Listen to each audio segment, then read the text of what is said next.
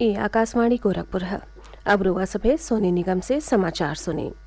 अयोध्या में बिहने भव्य दीपोत्सव का तैयारी आखिरी फेरा में हो।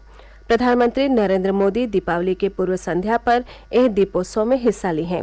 ई योगी सरकार की ओर से लगातार आयोजित छठवां दीपोत्सव हो। प्रधानमंत्री पहली बेर यह आयोजन में शामिल हो रहा हमें। मुख्यमंत्री योगी आदित्यनाथ काल तैयारियन का समीक्षा कैले। हमरे संवाददाता बतौले हमें कि यह बरिस सरजू नदी के घाट पर 15 लाख से बेसी दिया बरले का लक्ष्य हो। दीपोत्सव कार्यक्रम की तैयारियों की समीक्षा करते हुए मुख्यमंत्री योगी आदित्यनाथ ने अधिकारियों से अयोध्या शहर और दीपोत्सव से जुड़े सभी इलाकों में स्वच्छता और सैनिटेशन का अभियान शुरू करने को कहा। उन्होंने कहा कि इस साल के दीपोत्सव में भाग लेने के लिए बड़ी संख्या में पर्यटक और श्रद्धालु भी पहुंचेंगे और क्योंकि प्रधानमंत्री भी इस बार कार्यक्रम में शामिल होंगे, लिहाजा सुरक्षा के व्यापक इंतजाम किए जाने चाहिए। उन्होंने कहा कि इस बार का दीपोत्सव ऐतिहासिक होगा और इसके सजीव प्रसारण की अयोध्या के हर प्रमुख केंद्र पर भी व्यवस्था की जाए। दीपोत्सव में हिस्सा लेने के लिए प्रधानमंत्री नरेंद्र मोदी कल शाम अयोध्या पहुंचेंगे और करीब 5 बजे भगवान श्री राम लला विराजमान के दर्शन और पूजा करेंगे। इसके बाद प्रधानमंत्री श्री राम जन्मभूमि तीर्थ क्षेत्र स्थल का निरीक्षण करेंगे। शाम लगभग 5:45 बजे प्रधानमंत्री प्रतीकात्मक भगवान श्री राम का राज्याभिषेक करेंगे। शाम लगभग 6:30 बजे प्रधानमंत्री सरयू नदी के नए घाट पर आरती देखेंगे। इसके बाद प्रधानमंत्री द्वारा भव्य दीपोत्सव समारोह की शुरुआत की जाएगी। सुशील चंद्र तिवारी, आकाशवाणी समाचार, लखनऊ। मुख्यमंत्री योगी आदित्यनाथ कहले हमें कि ई हम सबके खातिर गर्व का बात हो कि एह परिस अयोध्या में दीपोत्सव में प्रधानमंत्री नरेंद्र मोदी हिस्सा ले रहा हमें। एगो ट्वीट संदेशा में श्री योगी कहले कि पिछला 5 बरिस में लगातार रिकॉर्ड संख्या में दिया के प्रज्वलन से ई आयोजन वैश्विक मंच पर नया ऊंचाई छू रहा हवे। वहां के कहले कि एह बरिस दिया बारे खातिर नया कीर्तिमान स्थापित कैल जाये। मुख्यमंत्री कहले कि नया उत्तर प्रदेश में होखे वाला दीपोत्सव में स्वदेशी आत्मनिर्भरता और सहयोग का भावना निहित हो। वहां के प्रदेशवासियों से दीपोत्सव के मौका पर समर्थ, सशक्त और समृद्ध उत्तर प्रदेश के निर्माण का संकल्प लेवे का आग्रह कैली। प्रधानमंत्री नरेंद्र मोदी आज से 10 लाख कर्मियन बदे एगो विशाल भर्ती अभियान रोजगार मेला का शुभारंभ कैले।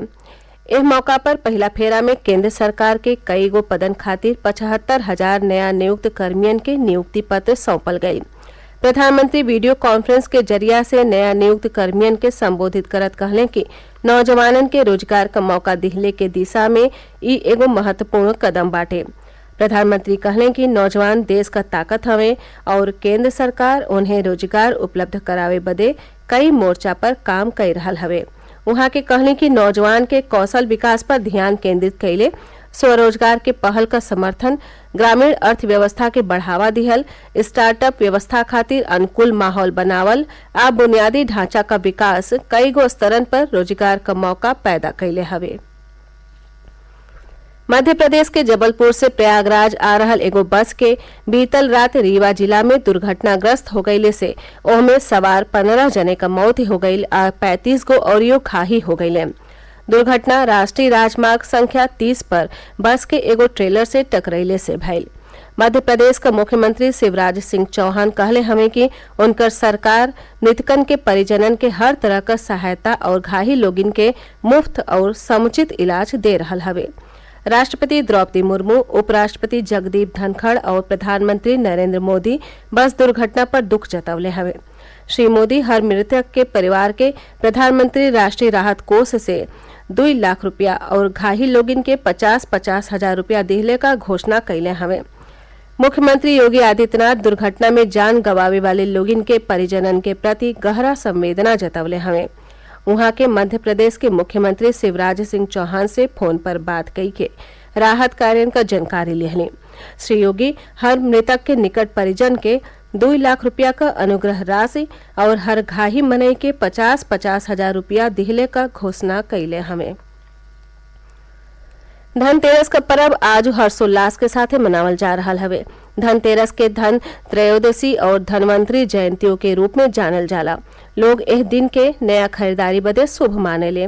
खास तौर से सोना चांदी और नया बर्तन का खरीद कैल जाला। इस मौका पर घरेलू उपकरण और वाहनन का बहुते बिक्री होला। धनतेरस पर प्रदेश भर में बाजारिन के खास तौर से सजावल गयल हवे।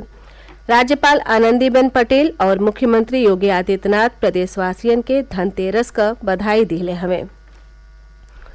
संत कबीरनगर जिलाधिकारी प्रेम रंजन सिंह आज सदर विकास खंड के गांव नेहिया खुर्द बुजुर्ग में एगो खेत में खरीफ फसल का कटाई कई के औसत उपज के बारे में जानकारी लिहले। जिलाधिकारी बतौले कि औसत उपज का जानकारी शासन के उपलब्ध करावल जाये। जिलाधिकारी बढ़िया पैदावार खातिर किसानन से जुड़ल जिला कृषि अधिकारी से भेंट कई के उन्नत किस्म के बिया के बोआई का आग्रह कैले। एकरे साथ ही इस समाचार बुलेटिन पूरा भइल। नमस्कार।